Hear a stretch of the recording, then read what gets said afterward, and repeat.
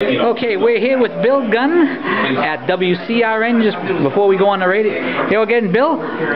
We're at the home stretch of 72 hours. How are we looking right now? We're looking good. Well, Mr. Over helped Bill to spend $850,000, and he lost badly in the debates, and I'm feeling really good. I'm feeling really good about this. We're pushing the get out the vote. The concerted get out the vote. Get out the vote. Yeah. And we're doing well with that. I'm asking everybody to call everybody on their phone list, and ask them to call everybody on the phone list, and ask them to call everybody on the phone list, and ask them to vote for me on Tuesday. And we're doing the same thing with the email. And Facebook too? And Facebook also. And so it's clear we have good momentum, and I know you hear that from everybody, but we really do. People are coming up to me that I don't even know. They're saying that I've been calling people, asking me for signs. We've gone through 5,000 signs. I'm all out. We've gone through about 50,000 push cards, and we can't keep the stuff on the shelf, and people are just fired up and ready to go. Now, Massachusetts 1 has been really under the radar. Charlie Cook has ignored it. Everyone seems to have ignored it but me. I've been screaming very loudly that Massachusetts 1 is in play. You've mentioned that John Over has spent $850,000. That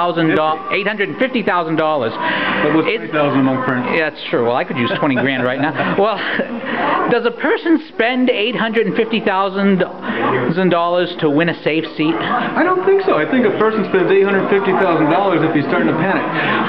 I think it's actually working to my advantage that we have been ignored. Because I haven't seen the PACs attacking me. I haven't seen the unions attacking me the way they are.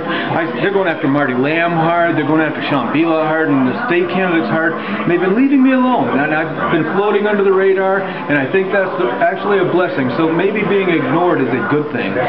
Well, if no one sees you in play, no one will be trying to steal it. That's right. Now, in my area, my neck of the woods, Fitchburg and Leominster, you seem to be going very, very strong.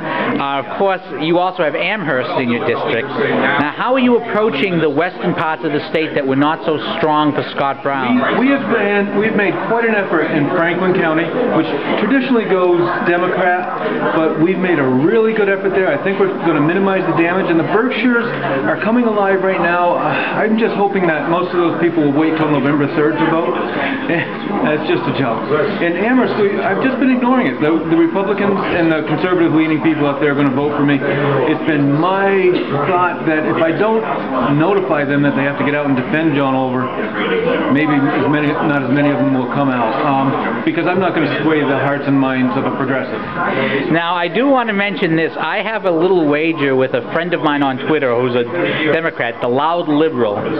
And he's been insisting that you're not going to get more than 35% of the vote. I've been insisting you're going to win. Can you explain in one sentence or two sentences to my friend, the Loud Liberal, why I am right and he is wrong and why you're going to win? Well, quite simply, you're right because I'm going to get over 50% of the vote. But the reason it's happening is because people are tired of unresponsive government. See, number one complaint I have got has not been jobs. It has not been the economy. It has been my voice isn't heard, and I'm offering a voice for you. I'm telling people that I'm going to Washington and offering an accountable, responsive government to the people. And I've got Democrats coming up to me saying, Bill, I can't say this to all my friends, but I'm voting for you. I've heard an awful lot of that. Now, as Marty Lamb has been saying, and everyone else has been saying, it's a long, hard thing, all of this campaigning. Have you been flat out since the last time we talked after the debate? I have been flat out since March or April. But yes, I've been completely flat out, and let me say this, we have just begun to fight. All right, well, Bill, thank you very much. Look forward to having you on the air in a few minutes. Okay, thank you.